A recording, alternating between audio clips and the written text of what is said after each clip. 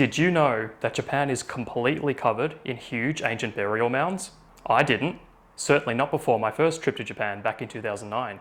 I was wandering around the city of Nara when I came across a sign at the entrance of a secluded path, leading up to what looked like a small shrine at the base of a large forested hill. With my limited Japanese ability at the time, I was able to infer from the sign that it was the tomb of Emperor Heizei. Continuing on, I came across some even larger tombs, which were surrounded by a moat. These ones were much different in shape. Even from the ground, looking at them from the side, I could tell that their shape, while very unique, was vaguely familiar. An info sign at the front of the tomb confirmed my suspicions. They were indeed shaped like giant keyholes. Little did I know at the time, I had stumbled across a cluster of Kofun, which are some of the most striking and distinctive tomb structures in the entire world. It's an understatement to say that ever since then I've been completely obsessed with Kofun and the time period they are from. It's also surprising to me that despite their huge size, many of them are over 100 meters, wide distribution all over Japan, there are well over 100,000 after all, and distinctive shape, most people outside of Japan seem to be completely unaware as to the existence of Kofun. So, let's explore all about these magnificent structures, such as how and why Kofun were built, to their cultural and political significance in ancient Japan, and why they are just outright fascinating. Kofun means old tomb. They were used primarily to bury the ruling classes of ancient Japan. Constructed during the aptly named Kofun period, from the 3rd to 6th century CE, Kofun defined this entire period of Japanese history, which itself is a very interesting time, as it was when the formation of the Japanese state occurred. The Kofun period was the transition from the earlier prehistorical Yayoi period to the historical Asuka period. The era is divided into the early Kofun, 3rd to 4th century CE, mid Kofun, 5th century CE, and the late Kofun, 6th century CE. While the historical consensus is that the era ended in 552, some academics place it as ending much later, around 710, during the end of the Asuka period. I wasn't exaggerating earlier when I said Kofun are found all over Japan. Their distribution runs the full length of the archipelago, from Kyushu to Hokkaido, though the majority of them are on the main island of Honshu. Kofun can be found in cluster groups in open plains, isolated in mountains, or on smaller islands off the coast of Japan. According to the results of the last national tally of Kofun in 2001, there were a total of 161,560 recorded. Kofun were built in different shapes and sizes. However, there are commonalities shared by all of them. They all consist of earthworks used to build up the shape and volume of the mounds, which then incorporate megalithic architecture for the construction of the interior burial chambers and sarcophagi. Sarcophaguses? Hey Google, what is the plural of sarcophagus? According to Merriam-Webster, plural sarcophagi, sarcophagi, also sarcophaguses. Okay, so I guess both are valid forms of the plural. There are 6 main types of Kofun as classified by Japanese archaeologists. While there are sub-variants of these, most fit within the main typology. These are Zenpo Koenfun, also known as keyhole Kofun. These were the first to appear during the early Kofun period, and are generally what people think of when hearing the word Kofun. Zenpo Kohofun, square front and rear Kofun. These are related to the keyhole Kofun, but are still classified as a distinct type. Enpun, circular mound Kofun. These comprise the majority of all Kofun, spanning the entire era. Hofun, square-shaped mound Kofun, built throughout the entire Kofun era, like the circular type. Hotate gaikata Kofun, shell-shaped Kofun, named so due to their resemblance to the shells of Japanese clams, built mainly during the Middle Kofun period. And finally, Joenka Hofun, upper circle, lower burial mound Kofun. These are very rare. Only 6 have been found and date from the late Kofun period. Interestingly, the tombs of the modern imperial family have been built in this style. As the earliest and most distinctive type, we'll mainly focus on the keyhole variant for our exploration of Kofun. It is theorized the keyhole Kofun may have evolved from the burial mounds of the earlier Yayoi period, and that they were associated with the imperial family. Most keyhole Kofun are over 100 meters in length and consist of a primary rear tumulus, circular section, attached to the secondary front tumulus, square section, which gives the keyhole appearance when viewed from up high. Each section has its own burial chamber. The more important person was interred in the chamber of the circular, or top square, section. There are around 4,700 of the keyhole type, including the square front and rear type. While being only a small percentage of Kofun overall, still comprise a significant number, especially considering their size. I mean, imagine if there were 4,700 pyramids in Egypt. Their shape, by the way, is completely unique to Japan. No other tomb structures in the rest of the world have a similar shape, and the meaning of the keyhole shape is still not understood, as there is no consensus by archaeologists in Japan as to a meaning. It is worth noting that there is no discernible pattern to the orientation of the mounds themselves. Some clusters, such as the Sakitama Kofun group in Saitama Prefecture, are arranged in a northeasterly alignment, but the majority of Kofun clusters have the individual mounds in seemingly random alignments. Kofun were built utilizing a rammed earth method, whereby sandy soil and clay soil are alternatively stacked upon each other in order to shape, build up, and solidify the mound embankment. Archaeological excavations in the 1980s revealed that some keyhole Kofun were constructed using cut soil blocks, which were then laid up the mound embankment like bricks. This was quite a triumph of engineering for the early Japanese state, considering the construction technology they had available to them at the time. Newly imported U-shaped toes from the Korean peninsula during the Middle Kofun period provided the technological boost needed for the more advanced cut soil method and for the construction of the largest Kofun. The burial chambers are where the use of megalithic architecture comes into place. The chambers were built into the mound themselves rather than below them. The chambers were made by digging a hole down into the mound and placing the casket inside. The caskets found inside Kofun vary from simple wooden caskets to large and decorated stone sarcophagi, such as the long-lasting sarcophagus type of the Middle Kofun period.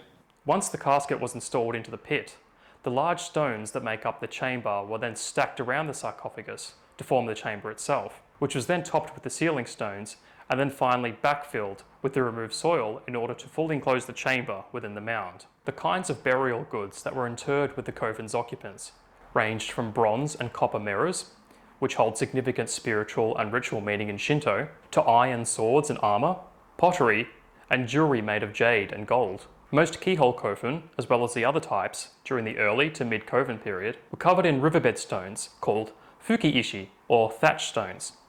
Fukiishi had multiple purposes as the top layer of the Kofun. Primarily, they were to protect the mound and the occupant, possibly acting as a form of waterproofing to drain runoff.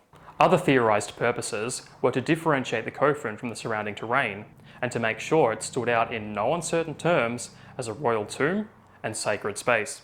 Quite a few Kofun across Japan have actually been restored to their original appearance, and are publicly accessible. I've been to a few of the restored ones myself. I would highly recommend visiting the Mitsujo Kofun in Hiroshima, as it has windows built into the top of the mound, which allow you to view directly into the burial chamber itself. Now we come to the final aspect of a Kofun's construction, which is arguably the most striking.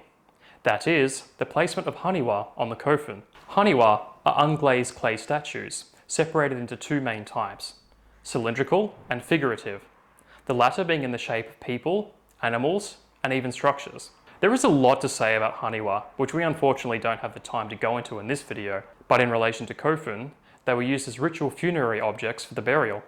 It is thought that the placement along the periphery serves as a marker for the boundary of the mounds and to honour the life of the interred. These are some photos I took of haniwa during my last visit to the Tokyo National Museum. You can see how much of a variety there is in the depiction of different segments of society and animals. I really adore haniwa statues. They are so expressive. They are like a window. You can almost imagine exactly what life was like in the Yamato court of the Kofun era, just by looking at them. Kofun appeared alongside the rise of the Yamato kingdom in the vicinity of Nara, starting around 250 CE. Yamato was the first unified kingdom of Japan, then known as Wakoku, Wa being the ancient name of Japan.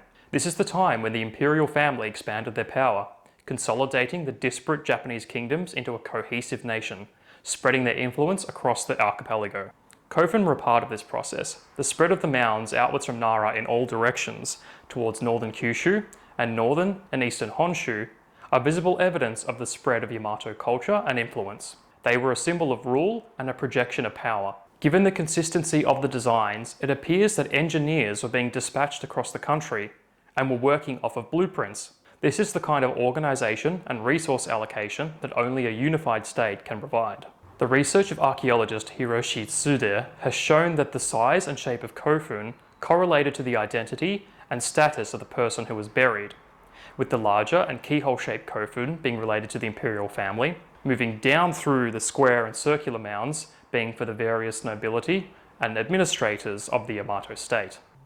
Towards the end of the Kofun era, the common people were allowed to be interned in small, circular mass Kofun clusters, which are what make up the bulk of the 161,000 plus mounds across Japan. It is worth noting that during the late Kofun, the imperial family started to be interred in the square-shaped mounds, which were more similar in form to the burial mounds of mainland East Asia at the time, and correlate with the decline of Kofun construction itself and the rapid and drastic changes that were occurring in Japanese society and politics during the 6th century. The decline and subsequent disappearance of Kofun is due to multiple factors. The first were the adoption of bureaucratic court-based governance from China, with the spread of an administrative bureaucracy across the state and the centering of imperial power in the capital.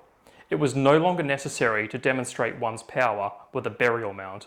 The second reason was the introduction of Buddhist cremation ceremonies, replacing burial practices, due to the growing spread and adoption of Buddhism amongst the population of Japan from the 6th century onwards. It is also interesting that the keyhole-shaped Kofun seem to have fallen out of use in Western Japan first, towards the end of the Middle Kofun, but that they continued on in use throughout Eastern Japan up until almost the end of the era. The Sakitama cluster in Saitama Prefecture I mentioned earlier was built quite late.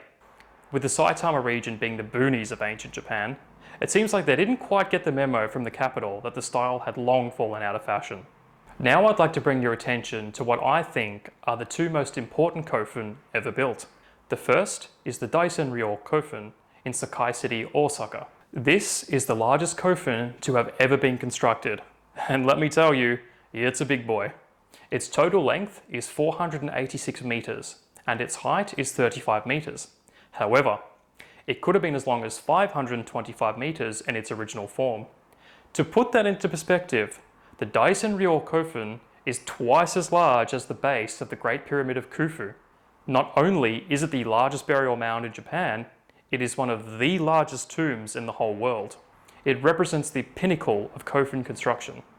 In 1985, a team from the Obayashi Construction Corporation made a trial calculation of the construction methods and building timeframe of the Daisen-ryo Kofun. Their findings were that using the tools and methods available at the time, it would have taken a maximum of 2,000 labourers a day working non-stop for 15 years and 8 months to complete the Kofun, after having moved 1.64 million cubic meters of soil. The tomb is traditionally attributed as being the burial mound of Emperor Nintoku by the Imperial Household Agency. Thus, the Kofun is under their jurisdiction as an imperial tomb. The Kofun itself is also more commonly known in Japan as Nintoku's tomb. However, this designation does not add up to the historical and archaeological evidence. The problem with attributing the Daisen-ryo Kofun to Emperor Nintoku is, well, he is one of the legendary emperors of Japan, whose existence is not fully verified by reliable historical records. In addition to this, the time that the Kofun was constructed was during the middle of the 5th century, well after Nintoku's lifetime of 257 to 399, as recorded by the earliest Japanese records, the Nihon Shoki. And yeah, something tells me that if he did exist, he sure didn't live for 142 years. Apart from this, there are no significant events or descriptions of exceptional ruling power attributed to Emperor Nintoku. It is obvious that whoever ordered the construction of the Daisen-ryo Kofun, considering the significant resources and time it took to construct, must have been an extremely powerful and influential figure in ancient Japan. No doubt it is the tomb of an emperor, we just don't know which one, as previously the Imperial Household Agency won't allow excavation of the site as it is considered to be an imperial tomb. The Imperial Household Agency were considering allowing an archaeological excavation of the mound in 2020 as part of a restoration project. This was put on hold due to the COVID pandemic, and it is unclear whether the excavation will proceed. The issue with the attribution of the Daisen-ryo Kofun to Emperor Nintoku is actually a common problem with Kofun across Japan. A lot of the larger keyhole-shaped Kofun are designated as imperial tombs by the Imperial Household Agency. Thus, they are off-limit to excavation, and usually off-limits even just a basic survey. Archaeologists in Japan have been petitioning the Imperial Household Agency for decades in order to allow access and excavation of some of these larger kofun. The reason for this is that a lot of the designations for these tombs belonging to specific emperors aren't supported by archaeological evidence and are quite likely incorrect. Archaeologists in Japan theorize that of all the kofun that have been designated as imperial tombs by the Imperial Household Agency, only 2 have been accurately attributed to the correct emperor. Of course, it makes sense for archaeologists to want to excavate a lot of the larger, more important kofun designated as imperial tombs, because not only could we learn a lot more about the construction, symbology, and meaning of these larger kofun, it would also allow to correct the misattributations and attribute the tombs to the correct emperors who are actually buried there. On the reverse side, I can also see the Imperial Household Agency's position. Even though the people buried in these kofun aren't in fact the emperors they say they are still most likely an emperor or another member of the imperial family. So from their perspective, I can understand their reluctance to allow excavation of the tombs. Our second kofun of interest is the Hashihaka Kofun, or chopstick grave, in Sakurai City, Nara Prefecture. This was the very first keyhole-shaped kofun to be built, kicking off the entire era and serving as the blueprint for all subsequent keyhole-shaped kofun to come after. That alone makes it quite significant. This particular kofun may actually be the burial tomb of one of the most enigmatic figures in Japanese history, Queen Himiko, the shaman queen of ancient Yamatai Koku, which is quite possibly synonymous with early Wakoku, the Yamato court, as Yamato and Yamatai Koku might just be different inflections or readings of the ancient name itself. That's right, Queen Himiko was quite possibly the first ruler of the unified Japanese state. The evidence in favour of the Hashihaka Kofun being the burial place of Queen Himiko is as follows. The dimensions of the kofun are almost identical to those as recorded in the Wajinden, a Chinese chronicle from the Western Jin dynasty, which details the customs and geography of Japan at the time. Its construction as the first kofun and radiocarbon dating place it very close to the traditional dating of Himiko's lifetime. Himiko's lifetime marks the end of the Yayoi era and the transition to the Kofun era. The counter-arguments to this theory are that the Wajinden records Himiko's burial mound as being of the circular type. It seems a bit weird to omit the front section, which could not have been added in posterity. Other counter-arguments are that Yamatai Koku and Yamato may have been competing kingdoms existing at the same time, and that the Kofun was constructed 15 to 20 years after the commonly accepted date of Himiko's death. Japanese archaeologists are split on whether or not it is in fact her tomb. It can't be decisively proven either way until excavation is undertaken on the mound, which, given the Imperial Household Agency's general position of excavation of kofun, is unlikely to occur in the near future. Call me a romantic, but I'd like to think that the Hashihaka Kofun is indeed Himiko's tomb. Given that the dates provided in Japanese and Chinese historical documents on this early period in Japanese history could be a bit sketchy with the dating at times, Himiko's lifetime may have actually overlapped with the construction of the Hashihaka Kofun. It would be nice to think that the resting place of one of the most important and still not fully understood figures in Japanese history is plain in sight.